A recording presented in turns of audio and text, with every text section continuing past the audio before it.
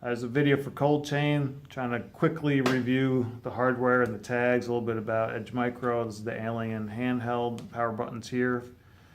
It'll be powered off, you have to hold that down for a while. But if you open it up, EdgeMicro is right on the home page.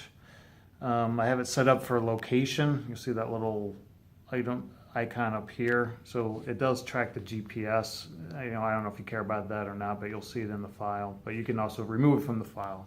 Start up EdgeMicro, click on it.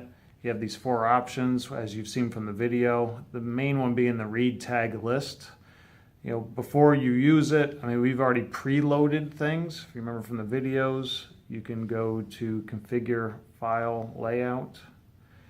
Oh, that's for the saving of files, my bad. So when we save them, after you read a bunch of tags, will be item, the lot serial number, description, asset ID, timestamp, and the GPS coordinate. And I have it set up to store as a CSV file. You can change that if you want. You can change any of this stuff to text or JSON, but I'm just going to leave it as that.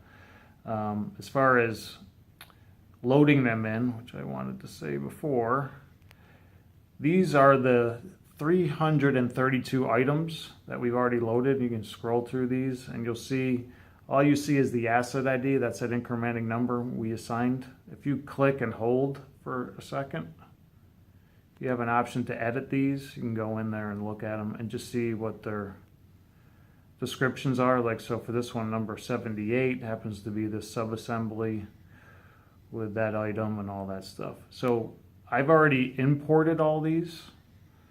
If you want to import more than the 332 that are in there, you'd have to create a new CSV file, save it on here in that import folder under EdgeMicro, then choose import, browse to the one you want. I'm leaving this one in here with the 332. You can always refresh it and bring that in, but it's only going to be for those items. So once you import that stuff, and this one's already imported, the handheld knows about these items, only those 332. If you read other tags that are around the area, and if you happen to have other RFID tags, it'll just ignore them.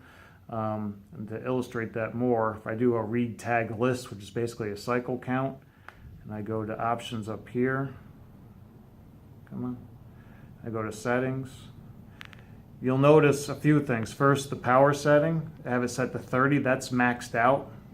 So you can click on this and change it to another value if you want. Right now it's reading from pretty far away. So if you find yourself reading a box and it's reading items in another box, maybe 10 feet away, and that becomes a problem, you may want to turn down the power so it's more isolated to that area. The session you could just leave as 1. And the other more important part is the things that you can read. I only have include assets checked. So that means it's only going to look for the 332 assets that are loaded on here. If you load 5,000 other assets on here as the import, it'll only know about those 5,000 and it'll read and validate those. If you check off any of this other stuff, unknown tags, it'll just read anything and everything will come in there. So I would just leave this the way it's set up right now. Okay. So as far as the read tag list, I'm still in there like a cycle count. I have 8 extra tags right here. Can you see the screen all right? So if I hold it up, ready? There's 8. So maybe that's a box you just read, right? And you can even click on these, oops, and view details and, right here on the screen and know more about it. If that's of interest to you.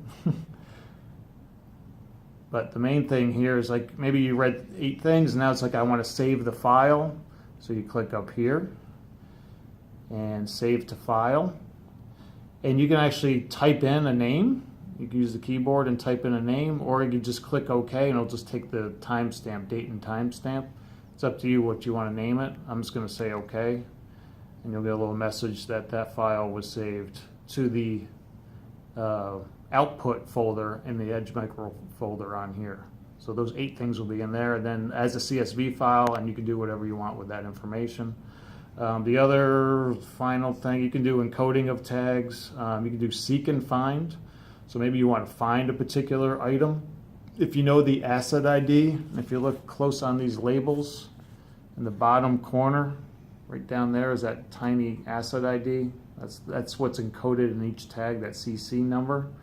So if you know what that number is, which you probably won't, you can type that in here and start typing, 0 or CC 00 and all that stuff. But this is pretty neat. If you click this, since all that other information, come on. No, it's not showing up. Come on, because I already did it. Hold on. Seek and find. Oh, there we go. I wasn't hitting it. So if you hit that button, it has Asset ID, but you can actually type in this other stuff too, like even description that's already saved on here. If you happen to know the lot and serial number, I can click on that, and now it's looking for the lot and serial number. So I could type in the lot and serial number. I'm kind of lazy, so I'm going to actually, it has a scanner too, just to kind of show how the scanner works. So I just read that barcode right here. And this is the data, Rob, that you wanted in the barcodes. So it has the item, then a colon, and the lot serial number. So I'm looking for just the serial number part. So I just typed in basically this information right here, right? So that's what I'm looking for. If I hold the trigger down, you'll see how it gets, as I get closer, further away, and so on. So you can find some things if you want to find them. Over here are all your other tags that we're sending. This is the 332 tags. I got it in aluminum foil just so you don't really read them as well. So it kind of shields it, but to give you an idea, if I do a read tag list here and just start scanning, you'll see it just goes nuts, just reading all kinds of stuff. That's about it. So then there'll be a cradle. You'll put this in the cradle, connect it to your PC, and you can go and grab the things from the EdgeMicro, excuse me. You could even set up like an FTP client on here and have it saved right to your network if you wanted to, or email from this. And this is just a regular Android device, so you can have some different things installed on there. I think that is it. Thank you very much. Bye.